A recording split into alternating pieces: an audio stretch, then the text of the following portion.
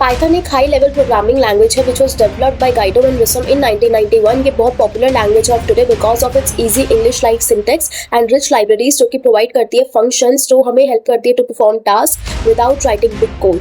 Python के अंदर हम जब भी डेटा पर काम करते हैं तो उसको हमें कंटेनर में स्टोर कराना होता है, जिस कंटेनर को हम कहते हैं वेरिएबल। वेरिएबल के अंदर हमारी जो वैल्यूज होती है, जो डेटा होता है वो स्टोर करके रखा जाता है। एंड ये जो डेटा होता है, ये जो वेरिएबल होता है, उसके अंदर जो डेटा है वो डिफरेंट टाइप्स का हो सकता है। इन्हीं को हम कहते हैं डेटा टाइप। सबसे फर्स्ट डेटा टाइप होता है number, numeric data type means integer, जिसके अंदर हम नंबर से डील करते हैं, फॉर एग्जाम्पल 12, 13 एक्सेट्रा। सेकंड होता है स्ट्रिंग डेटा टाइप, इसके अंदर हमारे पास टेक्स्ट आता है, for example name, address. Third होता है फ्लोट डेटा टाइप, इसके अंदर हमारे पास डेसिमल नंबर्स आते हैं जैसे कि 12.4, 0.1। एंड फोर्थ होता है हमारे पास बूलियन डेटा टाइप, बूल, जिसके अंदर हमारे पास दो वैल्यूज होती है, true which means 1 and false which means 0। Python इसी तरीके के और डेटा टाइप्स को भी सपोर्ट करता है। Let us talk about string. String एक इम्यूटेबल डेटा टाइप है। इसका मतलब अगर एक n वेरिएबल के अंदर मैंने अपना नेम स्टोर कराया प्रियांशी, तो अब ये जो वेरिएबल है इसकी ओरिजिनल वैल्यू प्रियांशी रहेगी, इसको चेंज नहीं कर सकते। एंड इसके बहुत सारे मेथड्स होते हैं to perform operation such as upper, lower, find, replace.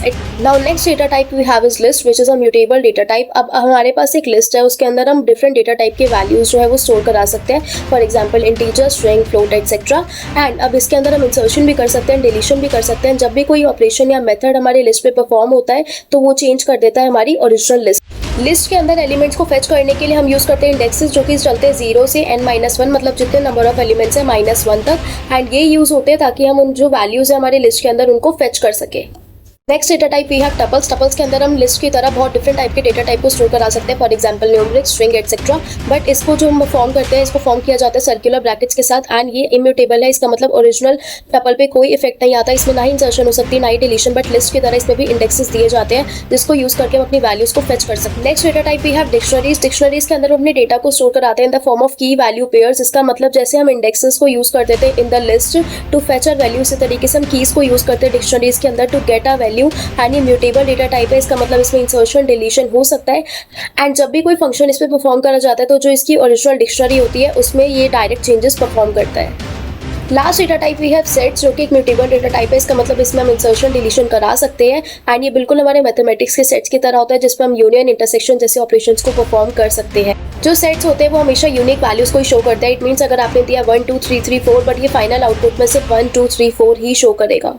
Suppose किसी बच्चे के अबव 90% मार्क्स हैं, हमें ये शो कराना है जिसके भी 90% से ज़्यादा है उसको हमने A+ ग्रेड दिया है। तो इसको यूज़ करने के लिए हम करेंगे इफ़ एल्स का यूज़, जिसमें इफ़ देन कंडीशन देंगे मार्क्स ग्रेटर देन 90, तो हम प्रिंट करा देंगे okay the grade is A+। And अगर ऐसा नहीं हुआ एल्स, तो हम प्रिंट करा देंगे the grade is A। So basically अगर ये नहीं हुआ तो क्या एग्जीक्यूट होगा, वो हमारा एल्स में आ जाता है। एंड जब हमारे पास मल्टीपल कंडीशंस होती है लाइक दिस, तो हम यूज़ करते हैं इफ़ एल्स इफ लेटर का। अगर फर्स्ट कंडीशन ट्रू नहीं हुई तो वो सेकंड कंडीशन को चेक करता है, अगर सेकंड नहीं तो थर्ड, और अगर कोई भी कंडीशन ट्रू नहीं होती तो वो सीधा एल्स वाला जो ब्लॉक है उसको एग्जीक्यूट कर देता है। अब पाइथन के अंदर हमारे पास आते हैं लूप्स। लूप्स का होते हैं ताकि हम किसी भी काम को रिपीटेडली परफॉर्म कर सके जितने टाइम्स हमें उसको परफॉर्म करना है। फॉर एग्जांपल फर्स्ट हमारे पास आता है फॉर लूप, जैसे कि मेरे को किसी को 6 टाइम्स ग्रीटिंग देनी है। अब जो फॉर लूप का सिंटेक्स होता है वो बाय डिफॉल्ट हम उसको स्टार्ट कर सकते हैं किसी भी नंबर से।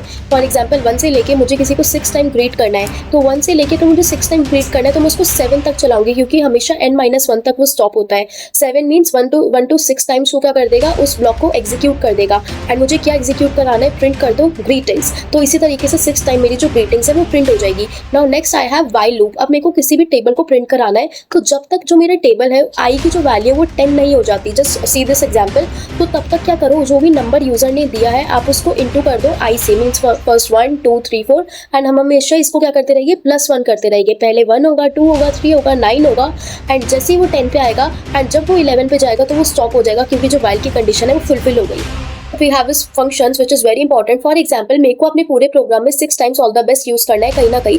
अब मैं चाहती हूँ कि मैं इसका एक फंक्शन बना दूँ which is a keyword to define the function def, and then मैंने फंक्शन का नेम लिख दिया greetings। अब मैं क्या प्रिंट करवा दूंगी इसमें, ऑल द वेरी बेस्ट। अब जहाँ जहाँ पे मेरे को अपने प्रोग्राम में इसको यूज करना है मैं वहाँ पे इसको कॉल करूंगी, कैसे, फंक्शन का नाम and then open and close circular brackets. इससे क्या होगा, मेरा फंक्शन कॉल हो जाएगा। जब मैं इसको प्रिंट करूंगी तो मेरे पास ऑल द बेस्ट रिटर्न हो जाएगा। इस काम को हम करते हैं ताकि जो हमारी रिपीटेशन है हमारे कोड की वो कम हो सके। एंड जो फंक्शंस होते हैं वो कुछ ऑप्शनल आर्ग्यूमेंट्स लेते हैं जो कि हम दे सकते हैं व्हाइल कॉलिंग अ फंक्शन, जो कि हमें रिटर्न कर देती है एक वैल्यू, ठीक है, जो भी हमारे फंक्शन का जो काम होता है उसको करके। Oh, next very important concept we have is recursion. Recursion basically एक टेक्निक होती है जिसमें जो फंक्शन होता है वो खुद को बार बार कॉल करता है जब तक एक जो प्रॉब्लम है वो सॉल्व नहीं हो जाती है. इसको हम यूज करते हैं ताकि कॉम्प्लेक्स प्रॉब्लम्स जो है वो छोटे छोटे पार्ट्स में डिवाइड हो सके.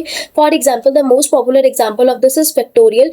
आप यहाँ पे देखो हम एक बेस केस देते हैं, मतलब ये जो प्रॉब्लम है, ये जो कंडीशन है वो कब रुकेगी, जब हमारा जो n है वो 1 के इक्वल हो जाएगा, जो नंबर है वो 1 के इक्वल हो जाएगा. अब इसमें हमें फैक्टोरियल निकालना है. मीन्स फॉर एग्जाम्पल 5 का फैक्टोरियल निकालना है. 5 into 4 into 3 into 2 into 1. This is the meaning of 5 का फैक्टोरियल. तो अब ये क्या चेक करेगा, पहले n 1 तो नहीं है, तो अब ये क्या करेगा, 5 मीन्स n इंटू फिर factorial of n minus 1 means 4 का factorial which is again 5 into 4 फिर इंटू 3 का फैक्टोरियल 2. और जैसे ही देखेगा n 1 के इक्वल हो गया, ये हमारे को 1 रिटर्न कर देगा. Means 5 into 4 into 3 into 2 into 1. And this is how you will find the factorial using recursion. Please listen to this again if you find it something confusing. Now the last concept of today we have is OOPS. Basically it is a object oriented programming.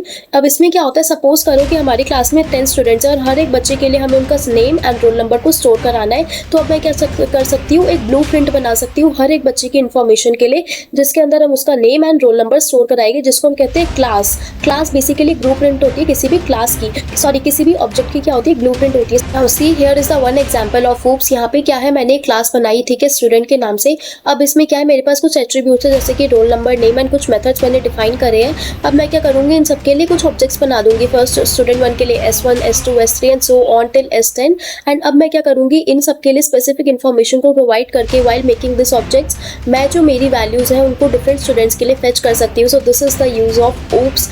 Thank you so much everyone for staying on this video till end, and if you want I will bring more shorts, one shot videos and long videos on HTML, JavaScript and languages like this. Thank you.